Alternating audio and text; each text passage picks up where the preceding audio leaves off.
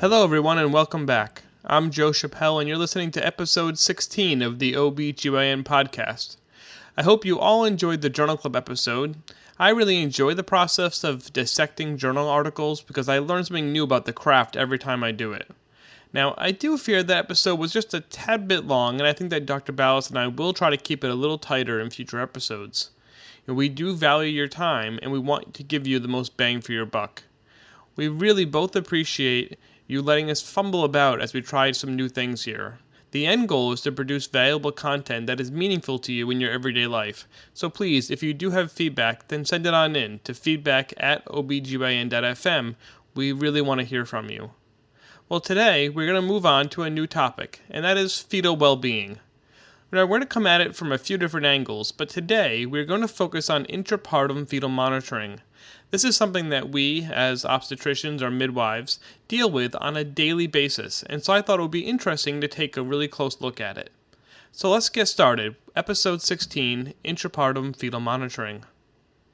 For most of recorded history, there was no way of evaluating the health of the fetus other than maternal reported fetal movements. In the non-laboring woman, fetal movements gave a good indication as to whether the baby would be stillborn or not. But the real problem became during labor, because during that time, fetal movements can be harder to ascertain. Now at this time, the fact that we couldn't diagnose nor predict stillbirth was relatively irrelevant because we had no way of intervening anyway. This is not to say that no one thought of ways listening to the fetus, it's just that it wasn't very practical. In fact, as early as the 1600s, fetal heart sounds were first recorded, and in 1818, two obstetricians separately reported listening to the fetal heart sounds by placing an ear to the maternal abdomen, and they suggested that this could be used to determine viability of the fetus. However, with the increased safety of cesarean deliveries and the rise of forceps-assisted deliveries in the late 1800s and early 1900s, now we finally had a way of saving these babies. But we still needed a tool to determine which babies needed saving. And it was into this void that Dr. Pinard stepped.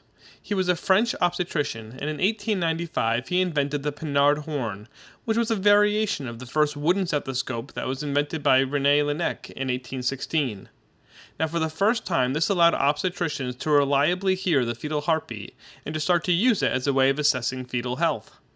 This intervention was timely because 2 years earlier, Dr. Van Winkle, using a more primitive method to listen to the fetal heart rate, had established his criteria for fetal distress. These criteria would remain largely unchanged until the advent of electronic fetal monitoring, and they were fetal heart rate greater than 160 or less than 100, an irregular heart rate, passage of meconium, and decreased fetal movement. Now, with Pinard's invention, obstetric providers now had a way of reliably listening for the fetal heart rate and to try to interpret its patterns. These findings were taken a step further when Dr. Hillis and Dr. DeLee invented the first modern fetal stethoscope, or fetoscope, in 1917. The approved acoustics and hand-free use allowed even closer monitoring, and Dr. DeLee in particular recommended frequent auscultation of fetal heart sounds during labor. By the late 40s, further improvements to amplify the sounds resulted in widespread adoption of intermittent auscultation.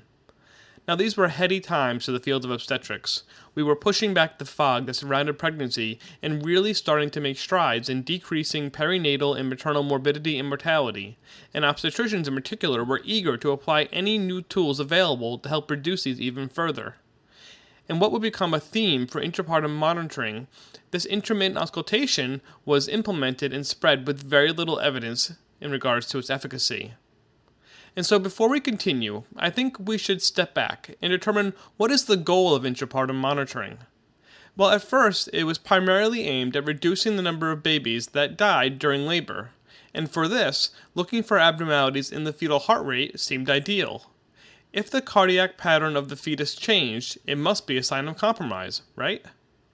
Well, fortunately or unfortunately, the rate of intrapartum stillbirth was and is quite low, which means that it is hard to prove an effect of the intervention, and the early trials ran into exactly that problem. Dr. Van Winkle's criteria from 1889 continued to be used throughout the first half of the 20th century, but there was little empiric data to back it up. This changed in the late 50s and through the 60s as several clinicians began to look for a more standardized and objective means of evaluating fetal well-being through heart sounds. The early pioneers in this process were also the same people who invented and championed electronic fetal monitoring, which we'll get to in a few minutes. The most important of these was Dr. Edward Hahn at Yale, who first began to research electronic methods so that he could better record and objectify fetal heart rate patterns. In his 1959 paper on pathologic fetal bradycardia, he tried to take Dr. von Winkel's criteria a step further, and he was able to describe the U and V-shaped decelerations that we know today as early and late or variable decelerations. He intuited that the V-shaped or variable decelerations were physiologic, while the U-shaped ones were more likely to be pathologic. He concluded in his paper that, quote, a U-shaped pathologic fetal bradycardia pattern, which is becoming progressively longer in duration and associated with irregularity, probably indicates a poor fetal environment, unquote. And I think that most modern obstetricians would agree with that. However, he also hedges a little bit by stating the following, quote, the pathologic fetal bradycardia, which are not associated with poor condition of the infant at birth, may be classified, clinically, as marginal bradycardia, and therefore could be a warning of probable, rather than actual, fetal difficulty, unquote. So already here we see the seeds of the problem with fetal monitoring. The false negative rate for a concerning tracing is high, which is going to lead to some profound problems down the road. But before we get there, let's go back to talking about intermittent auscultation, because throughout the 1960s it was still the most common method for monitoring babies during labor. The first large study as to the effectiveness of this approach was published in 1968 by Ralph Benson et al. From the University of Oregon. They reported on the intrapartum fetal heart rates of over 24,000 women with singleton births. To justify their work, they wrote the following, quote, it soon became apparent in this investigation that there is no single reliable indicator of the fetus in trouble in terms of the fetal heart rate, save in the extreme. For this reason, we decided to measure the importance of a series of characteristics of the fetal heart rate using computer programming, unquote. Now, this was one of the first times that computers have been used in obstetrics, and in this study, they looked at 4 indicators that they thought might be useful. The first was the lowest heart rate recorded for each fetus, followed by the variability in heart rate for each fetus, then the maximum drop from the average fetal heart rate, and lastly, the number of consecutive drops in the fetal heart rate. They then tested these variables against perinatal mortality and against a 5-minute APGAR score. Now really, in scope and design, it was a huge study, and their findings I don't think will be surprising to anyone. They found that the lower the heart rate, the higher the drop from average, and the higher the number of consecutive drops in the fetal heart rate, then the lower the 5-minute APGAR, and the higher the rate of neonatal death. All of these findings will sound familiar to anyone doing modern-day fetal heart rate interpretation, where we still talk about variability, bradycardia, and recurrent decelerations. However, in their study, this correlation was really only present in the extremes, in which there were comparatively few labors. This left the majority, or about 80% of the women, in the middle, with very little value added by intermittent auscultation. Therefore, the authors concluded the following, quote, naivete and wishful thinking inspired our hope for a simple rule-of-thumb estimate of fetal distress. Obviously, the problem is much too complex for such an easy appraisal, unquote. I love that line. It really holds up today as well, I think, as you'll see. Now, before we get into the ramifications of this paper, and they were many, I want to talk about the underlying premise here. The point of their paper, and subsequent ones, was to evaluate the use of fetal monitoring to detect abnormalities in fetal heart rate recordings that correlated with neonatal death or neurologic injury. They were hampered by a few things, however. First was that neonatal death, as I already mentioned, is a relatively rare event, especially in term neonates, which greatly reduces the ability of any study to make meaningful correlations. Second is that the neurologic injury to the neonate is often not evident for many years, which makes studying the effects of labor very difficult. And lastly, and this is what leads us into the rest of the talk today, is the idea that by only listening to the fetus intermittently, that we are missing a wealth of information that could be used to achieve our goal. Now, during the 1950s and into the 1960s, there were several groups that were working on an electronic approach which could perform continuous monitoring. As I mentioned, Edward Hahn, working at Yale, was one of the leading proponents of fetal electrocardiograms. In 1959, he wrote, quote, "The absence of clearly defined criteria for fetal distress is largely due to the relatively inaccurate clinical methods used to determine the fetal heart rate during labor," unquote. And at least at first, his goal with electronic monitoring was to use it to look for a more objective means of assessing the fetal heart rate patterns. So throughout the late 50s and early 60s, he published a series of papers that would lay the foundation of fetal heart rate interpretation. In two 1959 papers published in the Gray Journal, he described again the U and the V-shaped fetal deceleration and suggested that the U-shaped decelerations were pathologic while the V-shaped were physiologic. Comparing this new method against traditional intermittent auscultation, he wrote, quote, "It can readily be seen that if 30 seconds were allowed to elapse after a contraction before the fetal heart rate was counted, the fetal heart would most likely have been found to be clinically normal," unquote. Here, he is making a strong case for continuous monitoring, because maybe we couldn't prove efficacy of intermittent auscultation because we were missing all that data in between observations. Seems rational, right? Although Hahn and others gained some converts to their electronic monitoring, the cost and expertise needed to implement this new tool limited its adoption for most of the U.S. Now, something else was going to need to happen before it would make inroads into our labor units. This something else was twofold. The first was that 1968 paper that we already discussed. Many providers took away from that paper that intermittent auscultation was not sufficient, and that something better was needed. The stage was set for continuous monitoring, and now it just needed a push. Now, interestingly, that push actually came, at least in part, from the political world. To explain this further, we need to touch on the rise of a social safety net in the United States. Started during the Depression to see to the basic needs of the poor, it ballooned in the following years to encompass a large range of needs, and first included health care in 1965. During the Nixon administration, the coverage was greatly expanded again at the recommendation of a 1971 presidential committee, who argued that as a society we should also ensure that people with disabilities are well taken care of. That same 1971 commission recommended that although we should extend coverage to people with mental disability, we should also do all that we can in order to reduce the incidence, and therefore they set a goal to, quote, "reduce by half the occurrence of mental retardation in the United States before the end of the century," unquote. Now that is a lofty goal, and it is one that is predicated on the assumption that a large number of these cases are preventable, which is something they didn't actually know. Now, in order to achieve this policy goal, people honed in on that theory that intrapartum hypoxia was responsible for at least some of these cases, and they started to look for ways to identify and intervene. And in 1974, Edward Quilligan and Richard Paul of the University of Southern California Medical Center argued in a paper entitled "Fetal Monitoring, Is It Worth It?", which was published in the Green Journal, that intermittent auscultation was not enough, and that continuous fetal monitoring may be better. They wrote in their paper that, quote, "Since the stress of labor is clearly capable of causing fetal death, it seems not unreasonable to assume that labor may also be a factor in producing brain damage," unquote. This belief, and I'll note it's a belief without any data to back it up, was shared by many, and so it was this collision of politics and medicine that electronic monitoring began its march to modern-day prevalence. After this paper from Quilligan and others, the use of this new technology started to skyrocket. By the late 90s, almost all births that occurred in hospitals were monitored with electronic fetal tracings. Despite its widespread adoption, there was little standardization in how to interpret these strips, and it wasn't even until 1997 that ACOG, AWAN, and the NICHD got together and published a standard terminology. There were several papers prior to the standardization of fetal heart rate interpretation, but because they didn't use the standardization, it was difficult to interpret them, because they had varying definitions for describing the strips or for when to intervene.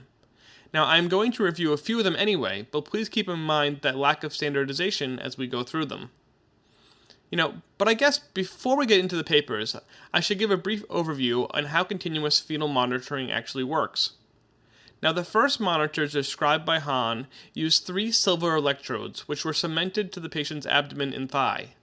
The abdominal leads recorded both the mother and the baby's electrocardiograms, while the thigh lead recorded just the maternal heart. The thigh recording was then used to subtract the maternal signal from the abdominal recording, which left only the fetal recording available. It's simple, but kind of brilliant.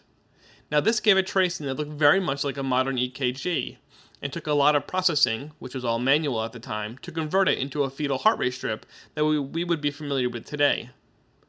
So, many people were impressed with this technology, but because it was so cumbersome, it was hard to implement.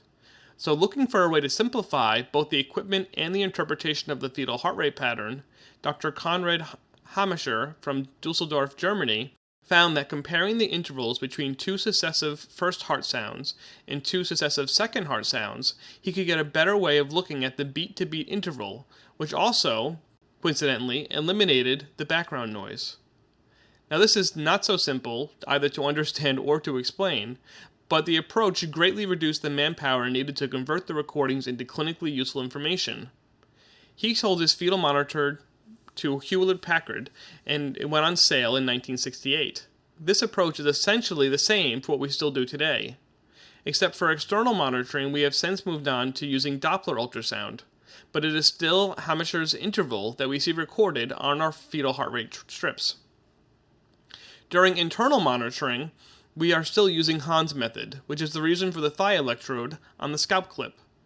The monitor still, though, converts that signal from the EKG into Hamischer's interval for interpretation. The last development, and I don't have time to really go into it today, is a throwback, because in the 80s and 90s, some people were beginning to become frustrated with the current state of fetal monitoring, for reasons that we'll get to in a minute. So they decided to go all the way back to the raw fetal EKG to see if there was some more information that could be gleaned from it. This was called STAN, for ST waveform analysis. The long and short of it is that it has been found to not add much to standard monitoring, and so today is used mostly in research. Now that we've gone through that, let's get back into the papers. The first one I want to talk about is from 1986 and was published by Levino et al. In the New England Journal of Medicine. They did an interesting trial where they had two interventions. The first was selective electronic monitoring for at-risk labors, which they defined as needing oxytocin, dysfunctional labor, abnormal heart rate, or meconium-stained amniotic fluid. The second intervention was universal screening. They then alternated these approaches on a monthly basis for 36 months, and then they compared the neonatal outcomes. Their main neonatal outcomes were intrapartum stillbirth, low APGAR scores, need for ventilation, admission to the NICU, and neonatal seizures. They found that there was no difference between the two groups as far as neonatal outcomes, but that there was an increase in the number of cesarean deliveries for fetal distress. In all, they examined almost 35,000 labors, and they concluded the following, quote, "We conclude that not all pregnancies, and particularly not those considered at low risk of perinatal complications, need continuous electronic fetal monitoring during labor," unquote. I find it interesting that they are implicitly stating that there must be some pregnancies that would benefit from monitoring. Now, I'm not saying that there aren't, but it seems to me that the obstetric community at the time decided that there was a benefit to some women and then set off to find out which women it was, rather than to assume that there was no benefit in trying to prove that there was. In any case, the next paper took a much more cynical approach, and I will read a couple sentences from their introduction because I feel that it sums this whole era rather well.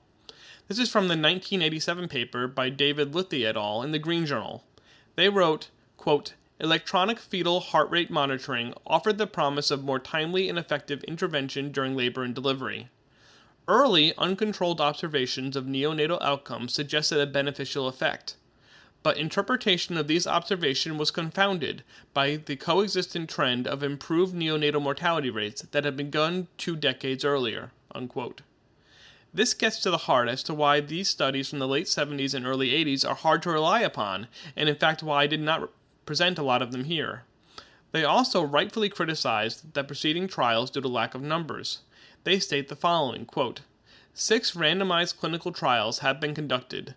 None found significant difference in perinatal mortality rates, although 2 suggested decreased neonatal seizures with electronic fetal heart rate monitoring," unquote. They continued, quote, "All studies were conducted in populations with little perinatal mortality and morbidity. Thus, they concluded, the likelihood of detecting a beneficial effect was small," unquote. In other words, if the outcome you are measuring doesn't happen very often, you need huge numbers in order to prove a difference. So Dr. Luthi et al. Undertook a randomized controlled trial in a high-risk group that was more likely to have neonatal morbidity and mortality, so hopefully they could find that difference. So that population was preterm labor. They randomized 376 women with preterm labor to intermittent auscultation or electronic monitoring. They utilized a standard approach to fetal distress, regardless of how it was detected, and they used scalp pH to monitor non-reassuring fetal heart rates. They found no difference in cesarean delivery rates, which was about 15% in each group, although more women did have a cesarean delivery for non-reassuring fetal heart rate in the continuous monitoring group. They also found no difference in any of the neonatal outcomes, including neonatal death.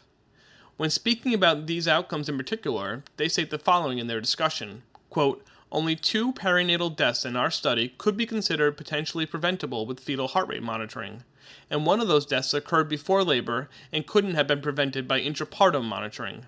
The causes of perinatal mortality in the premature infants we studied, from RDS, anomalies, and pneumonia, are not usually considered related to intrapartum asphyxia," unquote.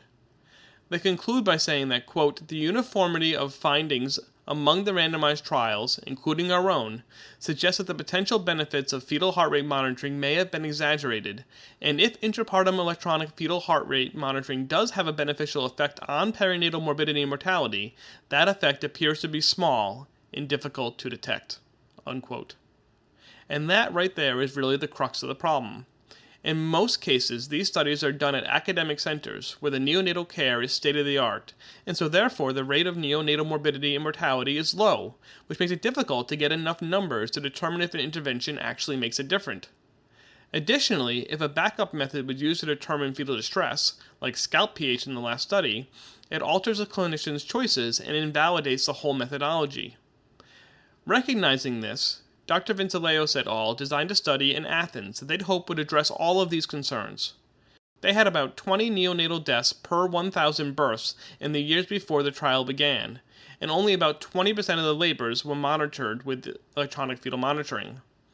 They developed strict guidelines for the use and interpretation of the fetal heart rate strips and auscultation, and all doctors had to agree to follow them before they were allowed to participate in the study. They performed a power analysis, which amazingly was one of only the few trials they did up to this point, and they determined they needed about 2,200 deliveries to find a 66% decrease in perinatal mortality.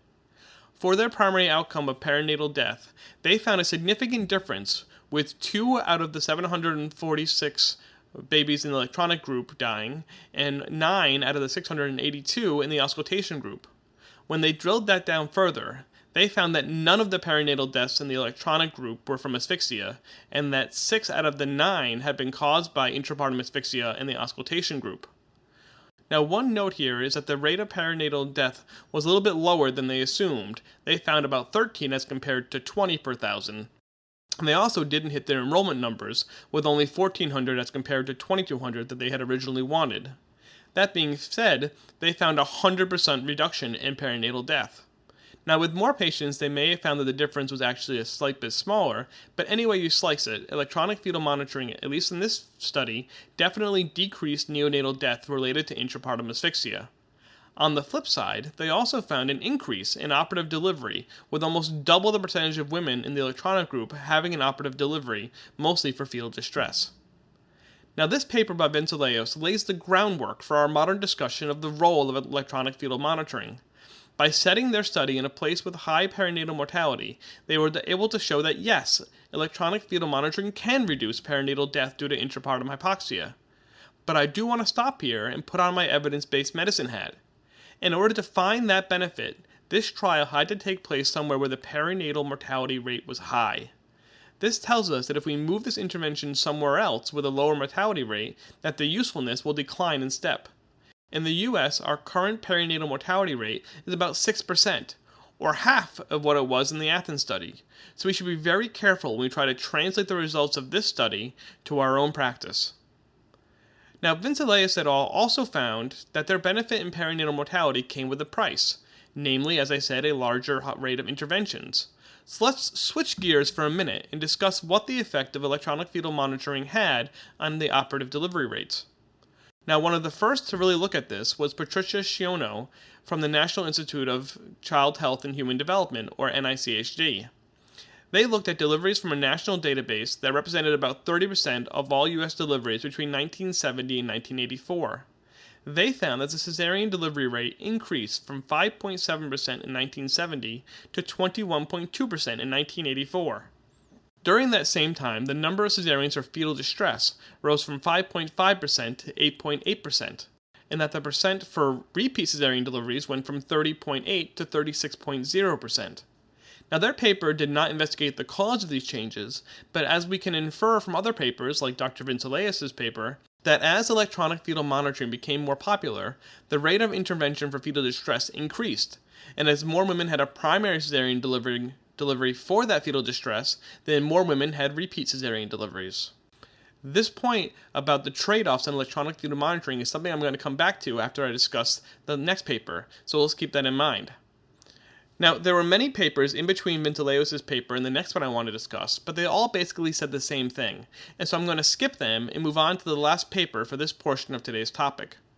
This is from the Gray Journal in 2011.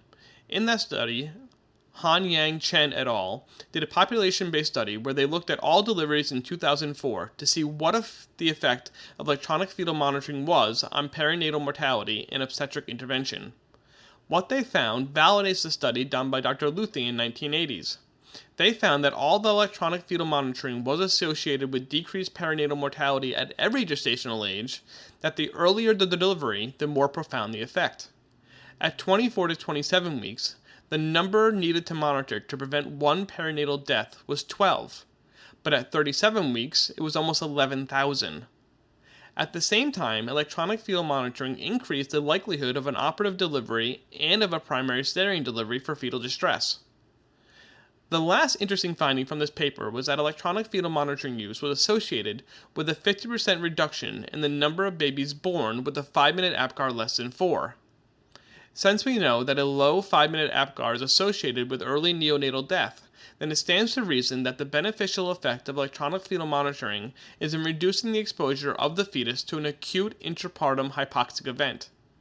They sum up their findings like this, quote, "In conclusion, our data suggests that in the United States, in real-life practice, the use of electronic fetal monitoring increases operative delivery, while decreasing early neonatal mortality and therefore infant mortality, and also decreases neonatal morbidity.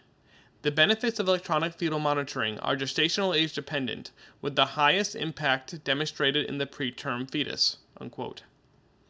This means that electronic fetal monitoring is providing some benefit, especially in preterm labors, but that it's also associated with a societal cost in the form of more cesarean and operative deliveries. This is a trade-off that many women and providers have been and continue to be willing to make. But I think that is because the true effect is not seen until the subsequent pregnancies, and so we as humans just aren't designed to put as much weight on it. The increase in cesareans means an increase in hospital stays, infection, recovery time, and an increase in the overall cesarean rate due to repeat cesareans. Then, as the number of repeat cesareans increases, the risk for accreta and uterine rupture increases, leading to many more downstream consequences. Although I do not know of any major paper that includes all of these factors in its analysis of electronic fetal monitoring, they must be considered when discussing its place in modern-day obstetrics. Like so many things in medicine, there is no right answer here. It really comes down to where do we want to place our risk. Should we stop using electronic fetal monitoring in uncomplicated term births and accept a small increase in the number of perinatal deaths to prevent maternal interventions and complications? Or should we continue to champion universal electronic fetal monitoring, knowing that the cost of saving every baby we can will mean the death of some mothers due to hemorrhage related to complications from cesarean deliveries? Again, there is no right answer, but I think the first thing we can do is admit that this trade-off exists and educate ourselves and our patients about the risks, benefits, and limitations of electronic fetal monitoring. Now, in 2008, ACOG, the NICHG, and SMFM, acknowledging the limitations that we have discussed here and trying to limit the number of interventions, got together and tried to come up with a simple, evidence-based approach to interpreting fetal heart rate strips. What they came up with is actually very similar to what that 1968 paper on intermittent auscultation found. They found that the majority of women have healthy babies regardless of what the tracing looks like, and that in only extreme deviations from normal can fetal compromise be reliably predicted. That sounds familiar, right? They ended up breaking things down into 3 categories. Category 1, which means that the neonate has an extremely small chance of hypoxic injury. Category 3, where hypoxic injury is certain unless some intervention is undertaken quickly. And Category 2, for all the cases in between. In order to be Category 3, there had to be absent variability with at least one of the following: recurrent late, recurrent variable decelerations, or bradycardia. This sounds just like the 1968 paper. These criteria gave clinicians even better standardized descriptions of heart rate patterns that allow us not only to do better research, but to better communicate with each other. I applaud these efforts because despite all this, I do actually believe that somewhere buried in all this data is the key to determining which babies are compromised. We just have to keep being careful that in our attempts to save every baby, which is a noble goal, that we don't in turn end up putting their mothers' lives at risk. While we continue to suss out these connections, we are stuck for the foreseeable future with our current system, and I hope that this episode is able to shine a light on a tool that we use so much that we have forgotten how imperfect it really is. And with that, I think I'm going to stop here for today. I had planned to get into a lot more about other ways to monitor the health of the fetus during labor, like scalp pH, scalp stim, and so forth. But once I started looking in depth at electronic fetal monitoring, I kind of got sucked down the rabbit hole. So I'm going to save those topics for the next episode. I'm sure that many of you will have some thoughts about this episode, and I can guarantee you that you'll have some thoughts on the next Journal Club episode. And so please, if you're interested, join us on the Slack channel to discuss both of these episodes and these topics. To get an invite, just send me an email at feedback@obgyn.fm and I will send that to you. That is also the same place that you can send other feedback. I recently actually got some feedback from a listener who presented a completely different point of view regarding contraception. And I'm gathering my thoughts, and I will post the comment and my response on the website in the upcoming days, so please check that out if you're interested. I hope that you enjoyed this trip through the history of intrapartum fetal monitoring, and I hope that you will join me for the next episode where we talk about antenatal testing. But until then, thanks for listening.